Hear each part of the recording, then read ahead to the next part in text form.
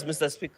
The SRC, and I want to say and tell Kenyans, I am not interested. In fact, what I'm proposing going into the future, members of parliament, we should serve in part-time, just like other countries, Mr. Speaker. Then we agree how it works out. If that is the solution that will bring back the confidence of this Republic of Kenyans, Mr. Speaker. Mr. Speaker, on judiciary, I served and I have the privilege of information. Mr. Speaker, Kenyans file more than 500,000 cases per year.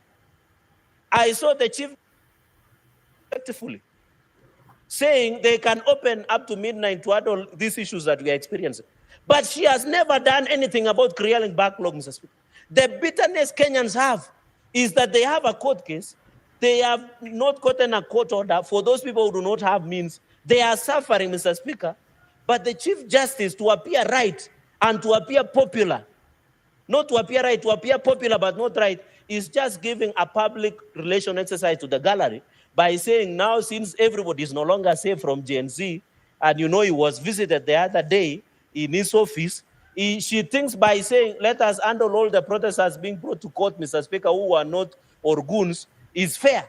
The real problem with judiciary is it should give us the matrix, the timeline of clearing cases, Mr. Speaker. And how can you justify from 1982, there is a court case up to today, a succession case, Mr. Speaker? Mr. Speaker, it's corruption. Kenyans are very, Mr. Speaker, are mad with all the institutions. And I want to tell everybody who is serving as a state officer, no one is no longer safe. Senator Majority Leader Aaron Cheruiyot will tell you, Wamboka Wanami and Samuel Atandi, when they wanted to cross for safety, they could not. Because the people say, ndio wale. And I'm telling you, some things happen that I'm not comfortable to share because this is parliamentary guided program. It is a PG rated, Mr. Speaker. Mr. Speaker, finally, on austerity measures, I will tell, I can see Senator Fak is interested, I will tell him in camera. Mr. Speaker, I plead with the President and all of us, just in 2 minutes, Mr. Speaker, please let us not cut amount that we are going to JSS for 6,000 teachers. Most of these 46,000 are young people. If we can confirm them to permanent and pension, Mr. Speaker, we shall also be fair to young people on these 46,000 junior secondary schools. Mr. Speaker, number 2, let us not reduce the allocation to counties. Because it was not pro rata, as Majority Leader said, it was based on equity. Just a minute, Mr. Speaker. And also, finally, Mr. Speaker, let us not cut money that was going to confirm the UHC intern doctors, among others, within the medical sector, Mr. Speaker.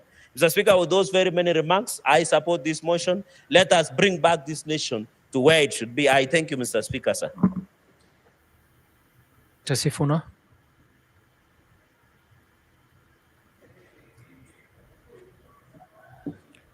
Yeah, thank you very much, Honorable Chair. First, let me start by saying that I want to laud the leadership of the majority and the minority sides that have brought this motion this morning. And to just say to the Honorable Senator Aaron Cheruiyot that you will struggle, my brother, to make a better speech than what you've made this morning. And I am sure it has given a lot of hope to a lot of people in this country that, in fact, this institution of the Senate can rise to the occasion when other people are failing. They say that with great power comes great responsibility. And I don't think that in this House, there was somebody with a greater responsibility, leader, to set the tone for the discussion that we want to have this particular morning. I think I hear what Kenyans are saying. They want to see from the leadership of this country contrition.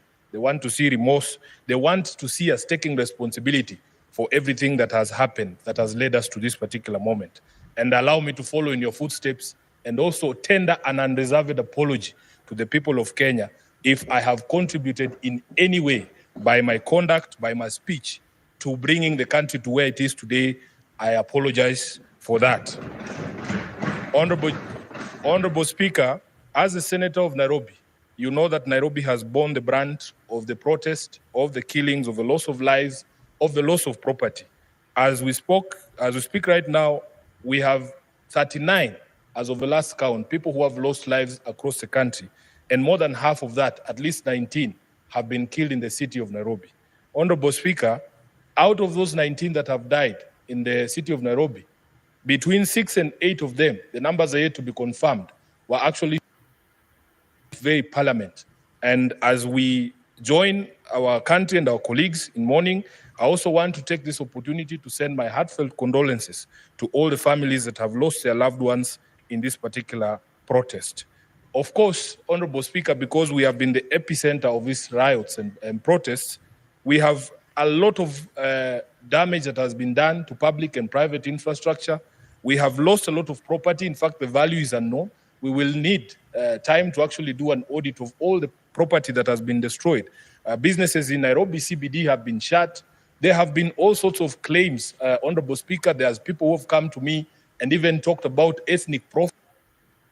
Businesses, that it's certain communities that are being attacked and others are not being attacked. We are in a place where we have never been in terms of the crisis that is facing us. And all I hear the young people of this country saying is that we as a leadership now need to stop talking. We now need to stop talking and want to listen to these young people. Honorable Speaker, I have been turning down invitations to media houses because I'm asking these media houses, why don't you invite these Gen Zs themselves to tell you what it is they want, to paint a picture of the kind of country that they want? Would you believe it, Honorable Speaker? The many Gen Zs who are being invited to these TV shows are afraid that they will not leave that TV station and get home because they are afraid of being arrested or detained outside those TV stations. And the conversation here, Honorable Senator Cheruiyot, is that we now need to do certain things to facilitate a conversation to happen, starting with what we are doing here. We need to show remorse as leaders. We need to stop threats to people who are... I am in a WhatsApp group, somebody is sharing what is it called, a charge sheet of someone who's being arraigned in court because they said Ruto must go.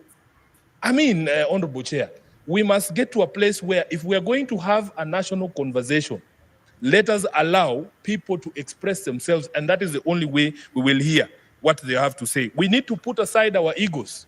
I know some of the things that we are being told and the things that are being directed at us is very humiliating. As leaders, we are not accustomed to this. But Honorable Speaker, it is a time to set egos aside and just listen. There is something very profound that the majority leader told me yesterday. He said, Sifuna, right now, there are no more political goals to be scored.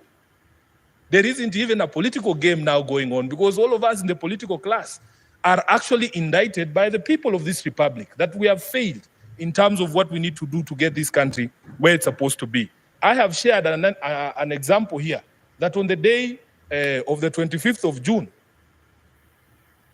Rado was being stoned in the city of Nairobi. And by the way, although it is a car that is popular with members of parliament, very many Kenyans actually drive this car. It is one of the most ubiquitous car in the streets of Nairobi. So imagine you being a doctor or a lawyer, you have nothing to do with parliament, driving around the city and people attack you because of the car that you're driving. It is a problem that we have to solve. By our own conduct, we have put all of us in the line of fire. An MCA leaving the County Assembly of Nairobi, one of the nominated MCAs, was attacked, Honorable Speaker. And yes, she was, her car was badly damaged. She was badly hurt, including her driver. She had to get surgery. By the time people are saying, oh, stop, this is not a member of parliament, or this is a member of the National Assembly, you are already dead. That is what we are saying. We need to come and rise above all these differences that we've always had to have a conversation about our country. Kenya has changed forever. We must not allow us to go back to the bad manners. I was seeing clips of young people on TikTok saying they are very happy there are no more strobe lights, there are no more sirens, people are not overlapping. They are asking where have all these big vehicles gone in the streets of Nairobi. Honorable Speaker, I saw a newspaper article in the Standard today saying that MPs are in hiding, members of the National Assembly are in hiding. And the question is, where are these members? I'm very proud to be a senator today, that we are not hiding from the people. We are here to actually take responsibility for all our actions and to try and assuage or deal with the problems that we have contributed in bringing about. So, Honorable Speaker, there are things, in my view, that we can do. And this moment does not call for us to tell the young people what to do. We need to demonstrate that we are hearing what they are saying and look at ourselves in the mirror, Honorable Speaker. It has to be about us. We start with the House of Senate and the House of Parliament generally, so that we are able to demonstrate that we understand what these young people are saying. So in my presentation, Honorable Speaker, I will be proposing that we don't tell anybody else other than ourselves what we are going to do going forward to try and help this country to move from the quagmire that it finds itself in. And there are very low-hanging fruits. My friends here have spoken, for instance, about the supposed salary increments. By the way, in defense of the SRC, I know many of you have bashed them here. That Gazette notice that is in the public domain and discussion right now was published on the 9th of August 2023, the day we went for elections. I am telling you, because it is supposed to be 2022, 9th of August 2022, because it's supposed to be that members of parliament, when you go for elections, people should know how much money you're going to make in advance. And the role of setting salaries was removed from us. The public still thinks that Sifuna has the power to increase his own salary. I do not have that power. That power is in a constitutional commission called the SRC. Honorable Speaker, what we need to do, and I'm very happy my colleagues who have gone before me have said it, in all honesty, nobody asked for that increment. Nobody that I know. Personally, I never asked for that increment of 14,000 shillings. Tone deaf if we're going to insist that we get that increment in this particular year or next year, when the economy is in the doldrums, when many Kenyans have nothing to put on the table. So I also support the proposal by members who have spoken before me that we formally resolve that we as a Senate are not interested in any additional salaries this particular financial year. Number two, Honorable Speaker, we need to relook at our budgets in this House, and see where we can make major concessions and cuts for members of the public to feel that we are actually lessening the burden and not increasing the burden. And I want to give a personal example, and you'll forgive me if I'm giving out house secrets. Honorable Chair, when I became the Deputy Minority Whip, I was allocated a vehicle, a GK vehicle. On the first day that I used that car to go home, I passed through the expressway. I was shocked, Honorable Speaker, at the amount of money that is on my ETC card for my parliamentary car. As of this morning, when I used that same car to come here, there is 377,000 Kenyan shillings on my ETC. There is 377,000 Kenyan ETC of the vehicle that have been given by Parliament. It does not make sense. It does not make sense, Honorable Speaker. So what you do, members of Parliament, the staff of Parliament have to be honest with Kenyans. In the way the budgets of Parliament are prepared, there are ways and means of reducing the expenditure in this House in a manner that will reduce the burden on taxpayers. I honestly do not need all that money. Even if I ran up and down the expressway for a year, I would never exhaust 370,000 Kenyan shillings. So, Honorable Speaker, we must do this so that we demonstrate to the people that we are serious about what we are talking about. Number three, Honorable Speaker, I want to speak about something in the motion. The majority leader proposed that National Assembly should reconvene so that they deal with the question of the presidential memoranda on the finance bill. Mr. Speaker, just as a constitutional lawyer, we in the opposition or in the minority have a different take on how this finance bill should be dealt with. Honorable Speaker, if you look at Article 115 on what should happen to a bill when it is sent back to Parliament, 115 sub-article 3, it says, if Parliament amends the bill fully accommodating the President's reservations, the appropriate Speaker shall resubmit it to the President for assent. What that means, Honorable Leader, is that he sends something back after that process of consideration of his memorandum.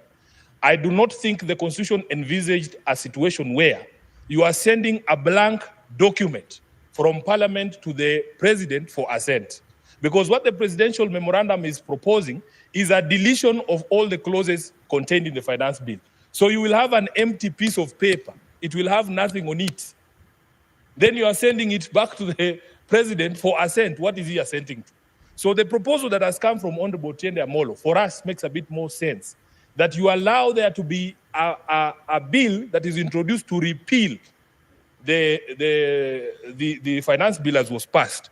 Because in the language of Article 115, we do not think that it can be done the way that it is being proposed. So, Honorable Speaker, another thing that we can do, let there be a public pronouncement from the head of state that we are going to stop these arrests, these abductions that have been ongoing, free everyone who's been arrested because of this protest, as the majority leader said, honor our dead and the people who are still in hospitals. There is opulence and corruption and the corrupting influence of money in politics. Honorable Majority Leader, when you spoke about that, I was very happy because we have to have a conversation. I was at a conference at one place and somebody was saying how it has become expensive to join politics. And I said it is actually used as a scare tactic to scare away people from political participation. If a young man hears that for you to become the senator of Nairobi, you need 70 million shillings or 100 million shillings, where do you think that person will never participate in elections? Where are we supposed to get this money? We want the young people to understand that they have demonstrated to this country that you, in fact, do not need the sort of resources that we are told you need for you to become a political player. Honorable Speaker, there's this question of a ban on harambes. As a lawyer, I am aware there is already legislation that tries to limit participation of political players in harambes, but is limited to the last few months. I think it's, is it 6 months or 9 months to the election? What we should be doing, we should be saying, because now it has become culture that immediately after elections anyway, after you are sworn in, your opponent is already on the ground saying Sifuna must go. So why don't we just extend the period and say throughout the term of parliament, members of parliament should not be allowed to participate in these harambes and demonstrate the sort of opulence that we have seen. The majority leader and Honorable Halwale has spoken about a rigged economy, and that is something that has touched my heart. Those of us who are born where we were born, Honorable Speaker, many of our young people, including myself, have always wondered how is it possible that people who we know had lesser grades, had far inferior grades in school, we were better than them at everything. They are making progress at a faster rate just because of their second name. We are just there languishing. People have 6 degrees, have never gotten an opportunity. People go for interview after interview. The moment somebody sees your name is Watenya or Sifuna, your CV is put aside. Wanasema leta ya huyu. It is very embarrassing, Honorable Majority Leader, that sometimes an entire institution from top to bottom has members of only one office. I think these are the things that are going to make our people extremely mad every time these matters are brought about. So if you don't address these matters, Honorable Speaker, we are not going to be able to deal with the problem. We have seen young people, especially when it comes to employment in public service. Honorable Speaker, you qualify as a teacher. You are waiting all your life to be employed as a teacher. Then you see leaders in public rallies, in funerals, handing and dishing out employment letters from TSC. And when you go to TSC, they tell you, oh, there is a system, everybody is logged in and see which criteria is used and they eventually reach you. But you can see people dishing out letters from TSC, from KWS, from NYS, in harambes and in funerals, Honorable Speaker. I think, and even police, these are the things that we need to work on as a leadership so that we stop all this anger that you see. Let me go to another thing, Honorable Speaker. An angry people cannot be reasoned with. Right now, people are very angry. And this is why I'm trying to, explain to this House that we are not going to be prescriptive in how we deal with this issue. Honorable Speaker, that we can demonstrate to the country that at least there is a place where a conversation can be had. Senate is the only House of Parliament that goes to the people. We don't fear the people. That's why we are still here. So if it is possible for us, even if it is going to Uhuru Park, as somebody has suggested, we are ready to be insulted because at some point we deserve to be insulted. But at the very end of those insults, I think we will be able to pick some few things. Honorable Majority Leader was telling us a story of how he logged into one of the Twitter spaces and he said There was maybe 60% expletives and insults, but 40% was good material, and it has inspired even the speech that he made this morning. So let us put ourselves at the disposal of the people. We should be available to the people so that we deal with this. On debt, I agree with you, Honorable Majority Leader, that there has to be a public audit of all Kenya's debt so that we know what the truth about this is. On budget, we explained, and I've given an example here of how we feel that sometimes our budgeting process is padded in such a way that it allows for budgeted corruption. We have estimated, Honorable Speaker, at least those of us on the minority side, that we can do away with at least 1 trillion shillings in this budget. And we don't need to punish anyone. We just need to cut on expenditure in our own institutions. I will go to some of the proposals that I have received from members of the public. Number one, Honorable Speaker, there needs to be an audit of all appointments from September 13th, 2023. Because as Honorable Senator Halwale spoke and said, there are some offices that have been created that we do not even understand the basis of their existence. Look at the number of advisors in government. There needs to be a public audit of all these advisors and tell Kenyans why it is okay